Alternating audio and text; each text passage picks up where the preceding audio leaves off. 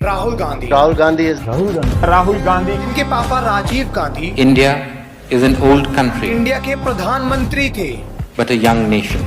जिनकी दादी इंदिरा गांधी बहनों और भाइयों, देश की पहली एंड ओनली वुमेन पीएम थी। मैं अपनी आवाज वहाँ भी पहुँचाना चाहती हूँ। वही राहुल गांधी को लोग पप्पू बोलने लग गए। आपके लिए मैं पप्पू हूँ। अपोजिशन उनको भूलने लग गया। राहुल ने सर जो ये अमीरी गरीबी की बात की, कौन राहुल? आज वही राहुल गांधी ने ऐसा कमबैक किया है कि ये नेक्स्ट पीएम बन सकते हैं। आइए आज इनकी पूरी कहानी समझने की कोशिश करते हैं। देखिए, कहानी की शुरुआत 19 जून 1970 को होती है, जब राजीव गांधी और इनकी वाइफ सोनिया गांधी को एक लड़का होता है जिसका नाम रखा जाता है राहुल गांधी। अब राहुल गांधी का जब जन्म हुआ था, जब इनकी जो दादी थी पीएम ऑफ इंडिया थी, मतलब इंडिया की सबसे बड़ी गद्दी में इनकी दादी बैठी हुई थी। ऐसे में जब इनकी दादी ही देश की पीएम थी तो ये नॉर्मल स्कूल में थोड़ा पढ़ते, और इसीलिए राहुल गांधी का सेंट कोलंबिया नाम के एक स्कूल में एडमिशन कराया जाता है, जो दिल्ली का उस समय सबसे बेस्ट स्कूल था।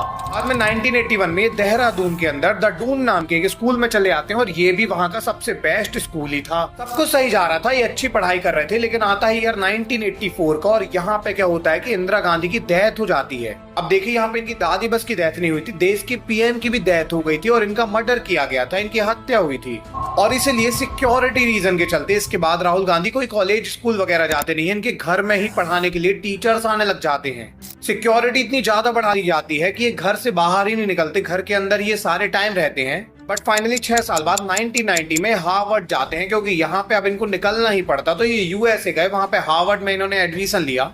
बट अगेन 1991 में इनके फादर की डेथ हो जाती है राजीव गांधी की, और एक बार फिर से ये इंडिया आ जाते हैं लौट कर। अब इनके परिवार में 2 डेथ हो चुकी थी, काफी ज्यादा प्रॉब्लम हो गई थी, राहुल गांधी बाहर पढ़ने नहीं जा सकते थे, इनकी सिक्योरिटी बहुत बड़ा इशू बन चुका था।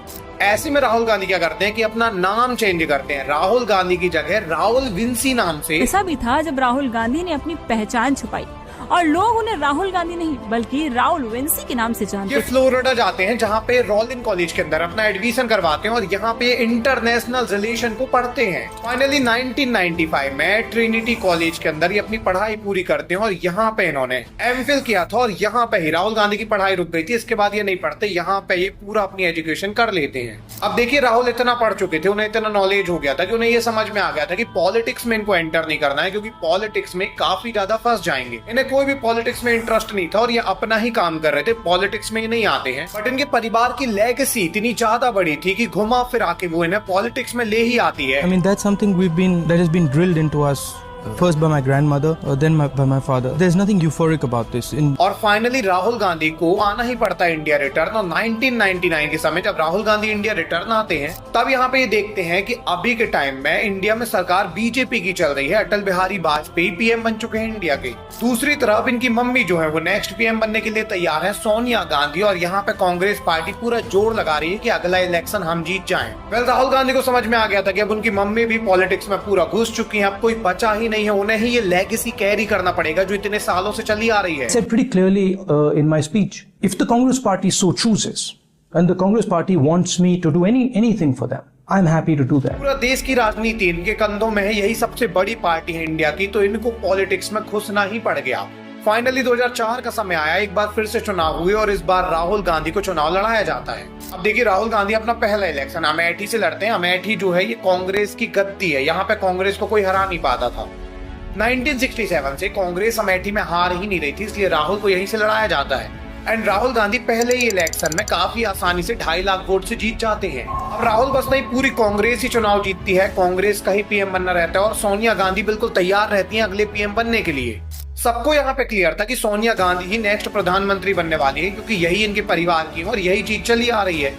बट यहाँ पर राहुल गांधी एक बड़ा डिसीजन लेते हैं, ये सोनिया गांधी से कहते हैं कि आप पीएम नहीं बनोगे, क्योंकि आप अगर पीएम बने तो 2 डेथ ऑलरेडी हो चुकी हैं परिवार में। राहुल गांधी पूरी तरह से सोनिया गांधी के प्रधानमंत्री बनने के खिलाफ थे। अब यहाँ पे तीसरी भी हो सकती है, और ये कोई रिस्क लेना नहीं चाहते थे, इसलिए इन्होंने सोनिया गांधी को साफ मना कर दिया। उन्हें डर था कि उनकी दादी और पिता की तरह उनकी मां भी अपनी जान गंवा बैठेंगी। तो राहुल गांधी के कहने के बाद सोनिया गांधी तो पीएम नहीं बनती है, लेकिन 22 मई 2004 को फाइनली मनमोहन सिंह को पीएम ऑफ इंडिया बना दिया जाता है। History will be kinder to me than कि कंटेम्प्रेरी मीडिया। अब देखिए, अभी तक राहुल गांधी का ना डाउनफॉल हुआ था ना राइज हुआ था। ये बस आए थे, अपनी लेगेसी कैरी कर रहे थे। एक जगह से ये चुनाव लड़े, वहां से जीत गए क्योंकि वहां से कांग्रेस जीतता ही था। बाद में राहुल गांधी शांत नहीं बैठते, चुनाव जीतने के बाद यूपी जाते हैं, वहां पे रैली वगैरह निकालते हैं, वहां पे देखते हैं कि क्या चल रहा है। अभी इवन फार्मर्स को, दलित को, छोटी कास्ट बड़ी कास्ट सबको ये बराबर लेके आते हैं। और ये हमेशा यही कहते थे कि कांग्रेस कभी भी दो लोगों को डिवाइड नहीं करता है, चाहे वो किसी भी कास्ट के हो, किसी भी रिलीजियस के हो। कांग्रेस का काम मिलाना है। Believe that what is going on in India today, the division of India along caste lines, along religious lines, is absolutely wrong. Rahul Gandhi जब ऐसे सब इंटरव्यू देते हैं, बहुत अच्छी बातें करते हैं इंग्लिश में, तो लोगों को इनकी पर्सनैलिटी बहुत अच्छी लगती है। राहुल गांधी का राइज होने लग जाता है। और 2009 में क्या होता है कि इलेक्शन होते हैं, तो इस बार राहुल गांधी 3,91,000 वोट से जीत जाते हैं। 2009 में अगेन कांग्रेस जीतती है, 206 सीट इनकी पार्टी को मिलती है। एक बार फिर से मनमोहन सिंह को पीएम बनाया जाता है। साथ में राहुल गांधी ने भी कमाल किया था। अमेठी के अंदर 2004 में 2.5 लाख से जीते थे और 2009 में लगभग डबल हो गया था ये मार्जिन। राहुल गांधी को सब लोग अच्छा बोल रहे थे, लेगेसी अच्छे तरीके से कैरी कर रहे थे। इवन ये खुद का भी राइज करा रहे थे, थोड़े बहुत काम करा के। बट ईयर आता है 2014 का और सब कुछ उलट पुलट हो जाता है। देखिए, होता क्या है कि 2014 के अंदर नरेंद्र मोदी की एक अलग इमेज निकल के आती है पूरे देश के सामने। सबसे पहले नरेंद्र मोदी एक कैंपेन चलाते हैं जिसका नाम रहता है कि अच्छे दिन आने वाले हैं, जिससे वो लोगों के मन में बैठाते हैं कि अच्छे दिन आ जाएंगे अगर मोदी जी आ जाएंगे तो। साथ में नरेंद्र मोदी हर भाषण में राहुल गांधी को शहजादा कह के बुलाते हैं ताकि लोगों को लगे कि वो शहजादे हैं और ये चाय वाले हैं। शहजादे, सरकार आपकी है,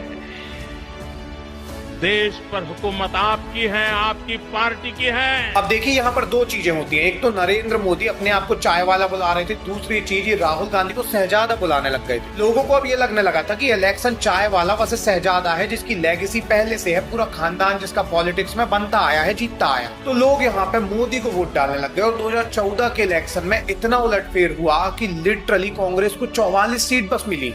राहुल गांधी अपनी सीट में एक बार फिर से जीत चुके थे, लेकिन दिक्कत वाली बात ये थी कि इनकी पार्टी बहुत बुरे तरीके से हार गई थी। 2009 में जिनके पास 206 सीट थी, वही राहुल गांधी के पास अभी मिला जुलाकर 44 सीट थी। मतलब कितने बुरी हार थी इनकी ये। हालांकि उस समय आप राहुल गांधी का इंटरव्यू देखेंगे तो आपको समझ में आएगा कि बिल्कुल चिल है, इनको कोई फर्क नहीं पड़ता। और उसका कारण यही है कि इतने साल से जीत रहे हैं कि इनको लगा आगे जीत जाएंगे, अभी हार गए तो क्या हुआ। मैंने कैंपेन में क्लियरली बोला था कि जनता मालिक है और मालिक ने ऑर्डर दिया है, डायरेक्शन दिया है।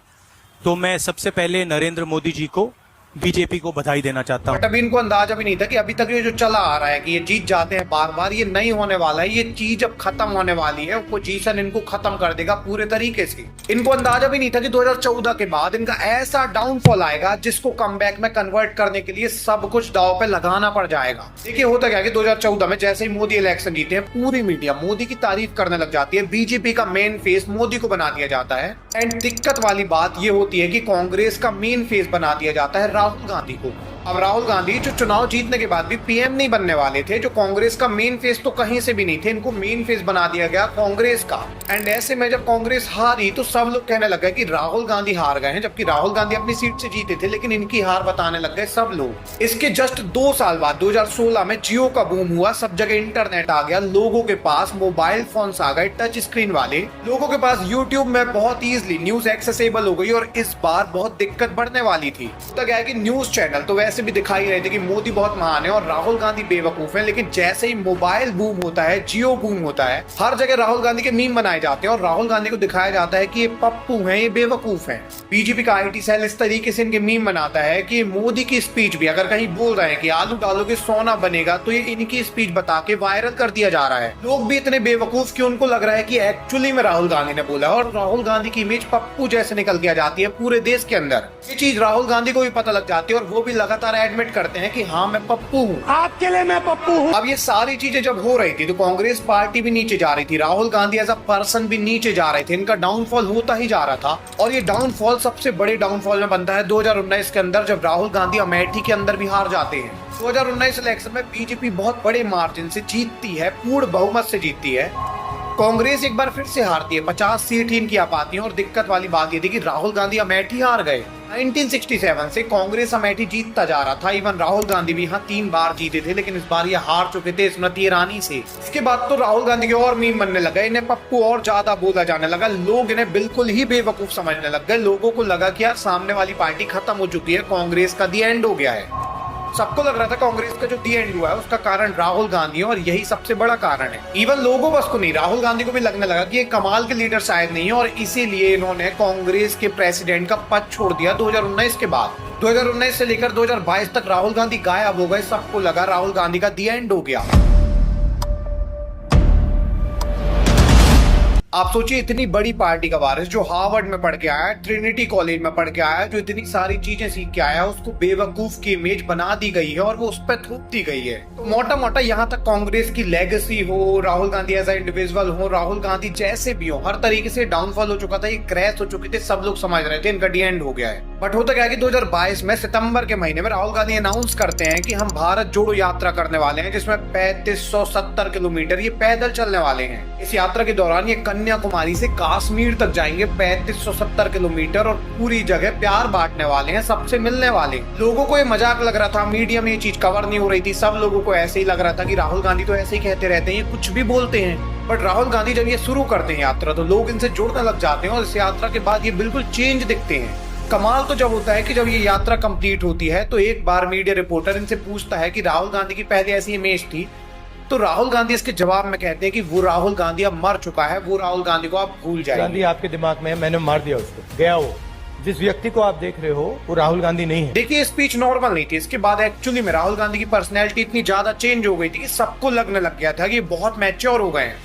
बड़े बड़े एजुकेटर हो या फिर कोई भी हो, वो कहने लग गए थे कि राहुल गांधी अब पीएम बन सकते हैं, वो डिजर्व करते हैं। कि जितना हारने के बाद, इतने चुनाव हारने के बाद भी वो इंसान चुनाव में रेलेवेंट बना हुआ रहता है। इसके बाद राहुल गांधी और मुद्दे उठाने लग गए, मोदी के बारे में बोलने लग गए कि अडानी अंबानी मोदी के कारण बड़े हुए हैं, ये छोटों को बड़ा नहीं करना चाहते, बड़ों को ही बड़ा करना चाहते हैं। राहुल गांधी अब सही चीज में आवाज उठा रहे थे। लगातार इनकी आवाज मीडिया दबाने की कोशिश करता है, इसके बाद भी इनकी आवाज लोगों तक पहुंच रही थी।